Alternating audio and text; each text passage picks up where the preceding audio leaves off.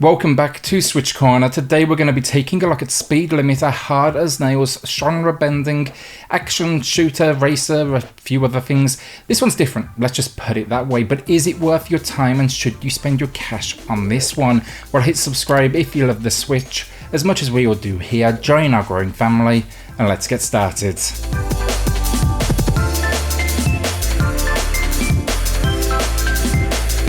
So we are jumping straight in with gameplay today because there's really no story. The only setup, you find yourself on a train. A roughed up looking gent stumbles in, gun in hand, he throws it to you, you catch it, he crashes to the ground, and then all of a sudden all hell breaks loose and what appears to be a SWAT team appears from nowhere, and as the game puts it, it's now time to run. The only controls in this one, there's two. We get the ZR trigger to shoot and A to perform some sort of action. In this opening level, that is a jump mechanic, but naturally dependent on the stage, this will slowly switch out, but it always introduces it in those opening moments of the level. From here on out though, like, it's 10 levels of brutally difficult challenge where one hit kills are the norm and dying and repeating, that will become a constant theme. For me, my first run, it took me, I'd say, a couple of hours, but in that time I had in the region of 125 deaths. This one, it's not Super Meat Boy where skill is what carries you to success. This is very much a trial by fire style of gameplay as things appear on screen and you will have just a split second to react. Expect frustration and a lot of it as you feel that heart rate increasing. The best thing about Speed Limit though, it's reloading to that last checkpoint. It's normally very close to where you died and it loads up near instantly with a nice rewind visual effect. This would have been absolutely painful if it had long load screens because you would have been sitting on them all the bloody time.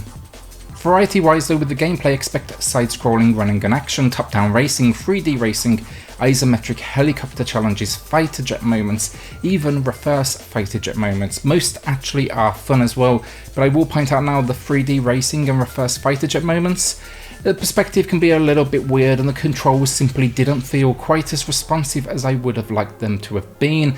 I walked away more than a few times in these sections before I went to, smash my Switch. Also, I do want to point out, motion sickness wise, the constant turning of the fighter jet probably not gonna be for everyone. My only real complaint here though, it's more a personal standpoint. I'm just not a huge fan of the trial by fire formula, the die, memorize the pattern, memorize the enemies and repeat. I prefer skill based rather than those split second reactions along with, screen placement, being ready, just all that memorization game, just not really for me. It absolutely works and it delivers for sure on that adrenaline rush it's going for. It's also short form, which was absolutely necessary because the frustration for most would have been real. But yeah, overall, look, if that is your sort of gameplay, it's just the right length and it doesn't push you too far. I wish it kind of had some sort of story. I think seeing a reason for the progression would have been a nice touch, as it almost kind of reminds me of the movie like Crank, in the fact it's just building on that adrenaline, building on that rush from beginning to end. This one as well then, Speed Limit, it really does offer some nice replayability. First, there is multiple difficulties to face. You will also unlock a new mode upon completion, but also then it tracks your run times, giving you reason to go back and improve. It's basically like a high score chaser's dream, but based here on deaths, kills and time. Then the game even has some built-in achievements as well, so yes, it may be short, but the game really is begging you to go back over and over again. So graphically really impressed. From the opening moment it screams I'm gonna look retro, but with some modern touches. The camera often obscured by different things in the environment, explosions fill your screen, the shift from 2D to 3D looks great, and it all very much captures the desired pace. I was particularly impressed with just some of the small touches. The fighter jet moments where we get the widescreen borders top and bottom, but the clouds and the planes, they are crossing over. These very small touches like this made it feel unique, and I really do like the effort. It's one of those games where you could pause it, take a screenshot, and it just screams, play me.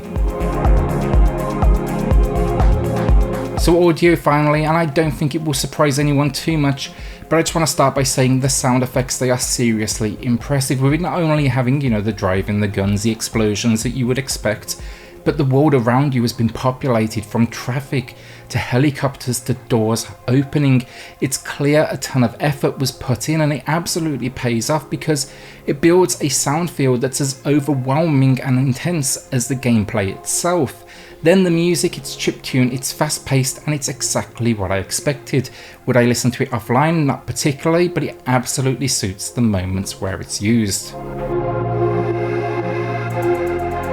So the final verdict and speed limit wasn't what I expected. I went in thinking I was about to get something similar to 1980X, more snippets of genres that are the typical difficulty, easy enough to overcome. 125 deaths later, I can tell you now that is very much not the case. This thing from just the opening few moments is out to absolutely destroy you. It's going to punish you and it's going to push you to your limits.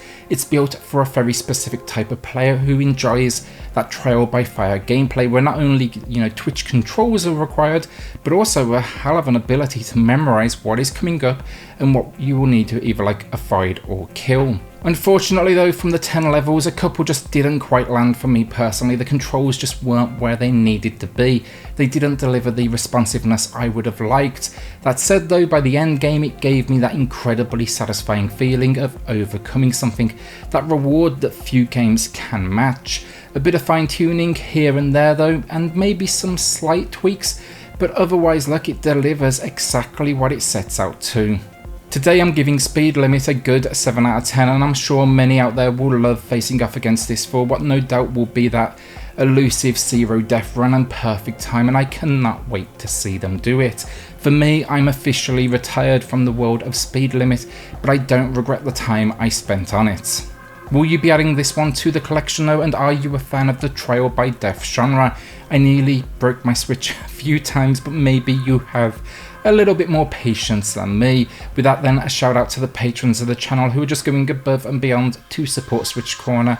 It helps more than you know, so thank you all so much. If you do want to check that out for yourself, I have linked it in the video description down below.